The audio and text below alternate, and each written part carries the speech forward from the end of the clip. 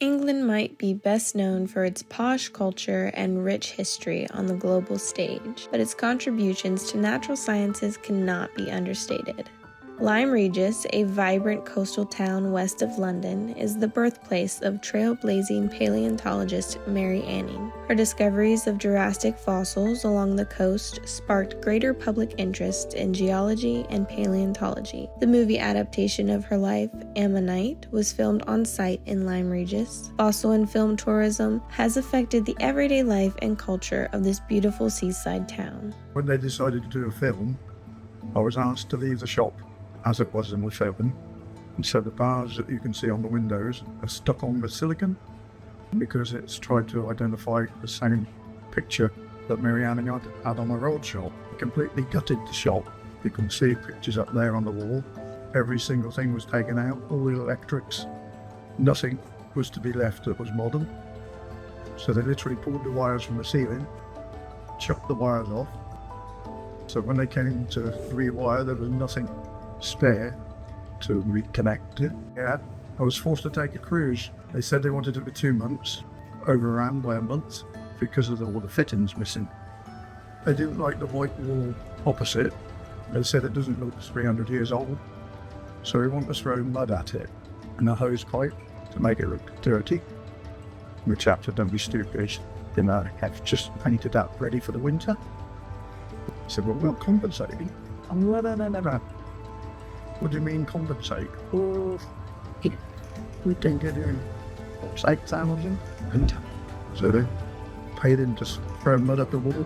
When the filming was going on, they had traffic lights top of the town and bottom of town, so there was no traffic noise. They made a false shop front just outside the front here, so you couldn't see up the street.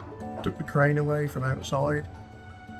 Put fiberglass stonework in front of all the iron railing to make it look 300 years old. And yeah, it's been okay, but I was hoping there'd be a nice premiere in London.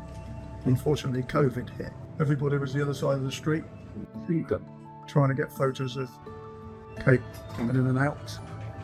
They tried to stop all the people with buildings over there looking in, tried to make them move, tried to close the hairdresser down. They said he could look straight in, which I don't know if it's good. But yeah, it was okay. I mean, that Willy Wonka film was a real eye-opener because they were down here for 3 days. They had Rowan Atkinson, the actor from Dunes, in it. They had a campsite coming into Lyme Regis. They had a helicopter flying all the big stars down here. They sprayed the whole of that harbour with snow and ice. They brought a trawler in all the way from the Midlands to make it look like a 17th century and an 18th century. And the whole clip on the film was only about 5 minutes. When they filmed John Fowles here, we did The French Lieutenant's Woman years ago. I was young then. I was the assistant album master there.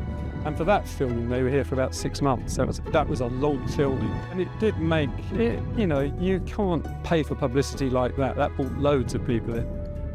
At the time I was the assistant harbour master, and they bought a dummy square rigger in the harbour, and it was only half the ship, scaffolding one side and the kill this side, with all the masts sticking up. They did so much work on it. You know, they cobbled the town over, they recruited so many local people to work in it. So the amount of money a film will spend is huge. The amount of publicity you get from it once again is huge. So yeah, it's worth a lot. You know, if towns or cities attract it, then it's worth a lot of money. The film industry has been a significant part of the community within Lyme Regis. It affects a wide range of people's lives, from the locals like Barry to starstruck fans that visit from far away just to breathe the same air as their favorite movie stars. I had a lady came from Texas the other day, just for the day, to see the shop. I said, "Have you come for 2 weeks?" "No, just for the day." I said to my husband, "Get me a ticket, I must see the set." "Okay. Can I get your autograph?" "I'm not so." "Yes, but it's Joshua." Yeah, a lot of people coming in from the States, and they come along now and they look and they go, you sort of recognise them from, because I've left it just as it should be. Lyme Regis is a very popular holiday destination for the locals of England, but tourism here is very popular due to the attraction of not only the film industry, but mainly because of the fossils. We've got massive cliffs here, and the seabed is above the beach, so they fall onto the beach most of the time. There's not many places in the country where the seabed is above the beach, and we've got the beautiful Jurassic coast going right down the Swordfish. The rocks change colour, as you can see, really long. Then you get to Bridport, you get the Udo, it's 160 million. Go the other way, it goes up to 200 million. There are lines right in the centre of it. The average person coming down here, you'll remember, doesn't know anything about geology, nothing about rocks.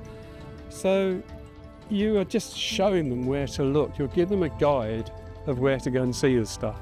And if they come back with a few fossils and they have an idea of just looking, then it just makes life a lot easier for them and they have a more pleasurable time. Then you start getting programs like David Attenborough's program, where they found that ichthyosaur skull, and that just suddenly gets people quite interested in what they're seeing. And it does attract people from all around the world. I mean, this last year I've probably taken out people from India, Chinese, Malaysian, Australian. So it's just a fascination of finding stuff. And you can always find stuff on this beach, and what they find they can take. So most people will come away with something in those rocks and an interest in it. I think it's a memento for people's visit. If they actually write down where they find the stuff, then it makes it more interesting. It gives you an attachment to what you're looking at. And that's what attracts people. It's when you're a kid, you used to get things like an Easter egg hunt where you'd hide, for children especially, you'd hide the Easter egg and the children would go round and find it.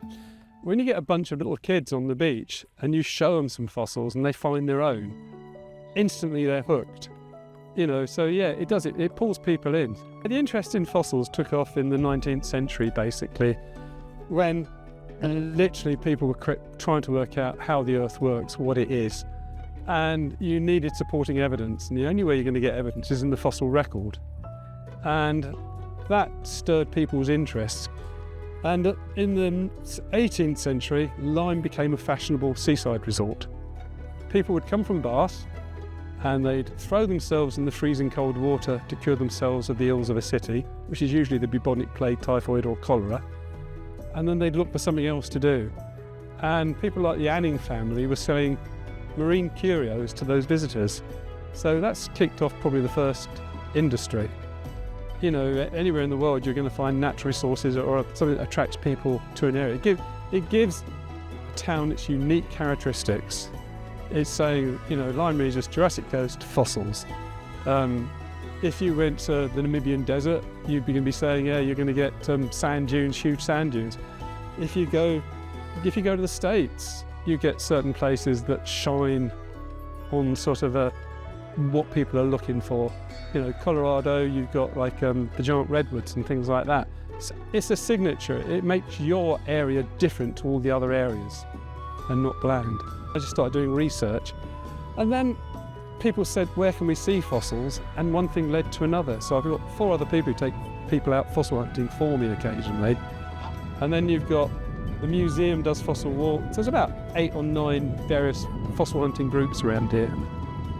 So it's got to be quite a big industry. Filming and fossil tourism in the beautiful coastal town of Lyme Regis has brought people from all around the world to the rock-filled shorelines, with the hopes to take home their very own Ammonite fossil, or to get a chance to walk the same cobblestone path as past movie stars. This small beach town has plenty to offer to everyone, and has millions of years worth of history embedded in their rock.